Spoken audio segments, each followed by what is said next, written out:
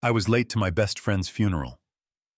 The plane sat on the runway while the storm toyed with us, and by the time I reached his street, I saw something that still makes my jaw clench. His widow in a steel blue dress, flicking two little backpacks off the porch, like cigarette ash, two girls barefoot. Aria trying to be brave, and June clutching a picture frame like it was an oxygen tank, and the woman saying in a voice as clean as glass, "This house has no place for you anymore." I stepped through the gate before I could talk myself out of it. My name is Caleb Hart. I build battery storage for wind farms, and I mind my own business most days. But I know that look a kid gets when a door is about to close on them, because it happened to me once, and silence is the loudest sound in the world. I told the girls come with me just for tonight. No speeches, no hero cape. And Aria shot back, "We're not used to food from strangers." Yeah, that happened. And it knocked the wind out of me because 13-year-old me said the same line to a church volunteer holding a cup of soup. The sky opened while we drove, rain turning lane markers to watercolor. And in the mirror I watched June curl around that picture frame like it could warm her, while Aria stared straight through the glass, trying not to blink, because blinking felt like surrender. My gate slid open, and I hated the sound of it, too rich, too confident, like a thing that never had to earn its keep inside. I burned toast and overcooked eggs and set them on the table anyway. When June dropped her spoon, she flinched, like a sentence was coming. I slid it back and told her it's fine, spoons jump. It's what they do. Aria shoved half her plate to her sister and said, "Eat, I'm not hungry." And I said, "If you don't eat, you won't have the strength to protect her." She glared, then ate 3 bites like we were negotiating a ceasefire. They slept in the library because it smelled like books and didn't echo. I stood in the doorway too long, pretending to look at the shelves, when I was really listening to their breathing, even out. And in the morning, an ordinary accident changed everything. The back of the picture frame slid, and a yellowed envelope fell out. Aria sat cross-legged on the floor, her thumbs trembling, and read her dad's handwriting. A simple letter leaving the house and property in trust to his daughters, with custody to be decided in their best interest. She pressed it to her chest and sobbed in a way that shook the floorboards, while June whispered, "He didn't abandon us. He didn't abandon us." An hour later came the knock. I expected a lawyer named Damon Pike, with a smile that never touched his eyes, and Veronica beside him in camera-ready black. Damon said, "We understand there's a paper the children shouldn't be keeping. Let's not make this messy," and I said, "File your documents if you have them, but you will not step inside my house or speak to these girls without the court." Veronica raised one perfect eyebrow and said, "Don't pretend you're a hero, Caleb. Everything is mine," and I shut the gate because some words don't deserve a reply. The prelim hearing moved fast in that slow courthouse way. Damon produced a notarized will naming Veronica the sole heir. My lawyer, Naomi Brooks, asked for a forensic exam, and the judge Sandoval agreed 3 weeks to trial. And in the hallway, a man in a navy suit knelt and opened his arms. "It's Uncle Ethan," he said, "Mark's brother. I came as soon as I heard." June melted into him. Aria hovered like a sparrow, deciding whether to land. I wanted to believe him, I really did. That night I heard Ethan on the phone in my hallway, when he thought nobody was around. "It's done," he said. "I played my part. I want the farmland by the river, no more delays." I went cold from the inside out. A floorboard creaked and Aria looked at me with that betrayed fire kids hide behind, if even he isn't real. "Then what are you?" she said, and ran. You know what I mean? How a sentence can take the legs out from under you. The next morning, an unmarked envelope sat in my mailbox, photocopied accounts with Damon's signature in the corner, and an address scribbled at the bottom, 37 Cedar Lane, the home of the neighbor, who'd once called the girls porch chalk vandals. Eleanor Ruiz, the last person I expected to be a hinge in the story. Her house smelled like lemon cleaner. She cracked the door and said, "I want no part of your war, then." June pointed to the mantel and asked, "Is that your son, the photo of a young man in army dress blues?"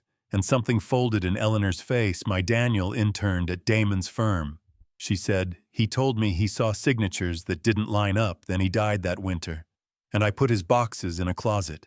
She slid a packet across the table like it burned copies of files with Damon's notes in the margin. Not a smoking gun, but smoke enough to set an alarm. Trial day turned the courthouse into a theater. Veronica arrived with a tragic tilt to her chin. "That camera's a door," she told a reporter. "I always loved those girls, like my own," and Arya snapped, "Don't call us your children." It ricocheted off the marble like a plate inside.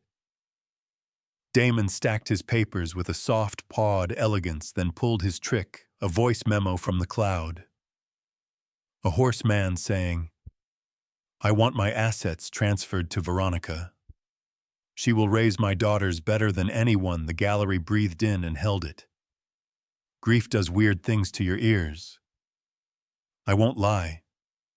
My stomach dropped, because it sounded like Mark.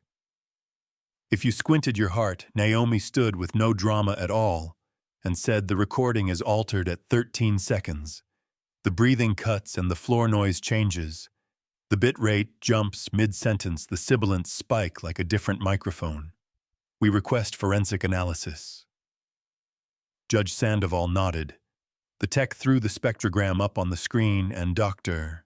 Lena Cho pointed to discontinuities like potholes in fresh asphalt. "This file is not original," she said, and the room woke up. Naomi set Eleanor's copies down firm letterhead. Damon's marginalia dates that made his timeline wobble. Damon tried that little shrug lawyers practice, as if to say, "Paperwork is messy, what can you do?" And Veronica did the thing people do when the room finally believes the wrong person. She lunged for a clerk's folder and threw papers like feathers in a storm. Bailiffs moved fast. The judge's gavel cracked. Damon stepped back, smiling with his hands up, and I put my body between that chaos and two kids who had run out of buffer years ago. When the dust settled, the judge spoke like every comma mattered. "The notarized instrument is unreliable. The supplemental recording, inadmissible. The handwritten letters, readable as a prior testament property. Awarded in trust to Arya and June. Temporary guardianship to Mr. Hart with review in 6 months. The air let go of itself." June cried, "For real." Arya went very quiet, then leaned into me an inch, and I realized I'd been bracing the bench like the ocean had tipped. That night, I burned the chicken soup and pretended smoky was a choice. June laughed until she fell sideways. Arya watched me with those measured eyes and said, "I'm sorry, I thought you were like her." I crouched and told her I spent years believing everyone was like the man who shut the door on me, and she said, "Can I call you Dad, just like that, no ceremony?" And I nodded, because if I spoke, I'd break the moment. We put Mark's photo on the mantel next to a picture of the three of us on the courthouse steps. No speeches, just a small promise out loud. No one is shutting any door on you again. Here's the part that keeps the comments spicy. The morning after, I got a text from an unknown number. "Temporary guardianship is only the first inning, Mr.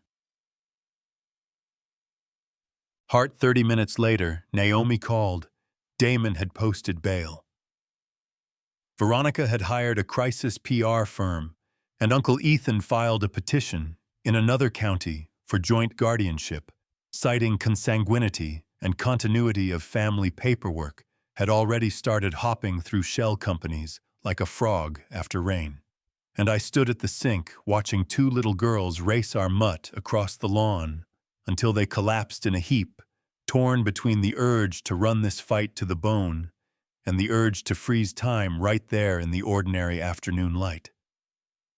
So was I right to pull them into my car before a caseworker could arrive? Or did I cross a line you wouldn't cross? If a tidy notarization and a tear for the cameras can almost rewrite a family, while a handwritten letter sleeps behind a picture frame, what does that say about the way we assign truth in courtrooms and in our own heads? When a kid like Arya says adults are only kind when they need something, do we fix that with speeches or with the boring Tuesday mornings when nobody's filming and you show up anyway? I think Veronica believed her own script by the end. I think Damon believes there's always another lever. I think Ethan believes his last name is a key that opens any lock. And I think two little girls taught a man who avoided the word home how to finally mean it. Tell me what you see here. Who was most wrong? And why should a so-called deathbed audio ever outweigh a letter written in a father's own hand? Would you have put those kids in your car or waited on the porch for someone in a lanyard? Drop your take below, argue with me, tell your story, because the way we talk about justice and prejudice and what family really is, that's how the next kid on the porch gets a different ending.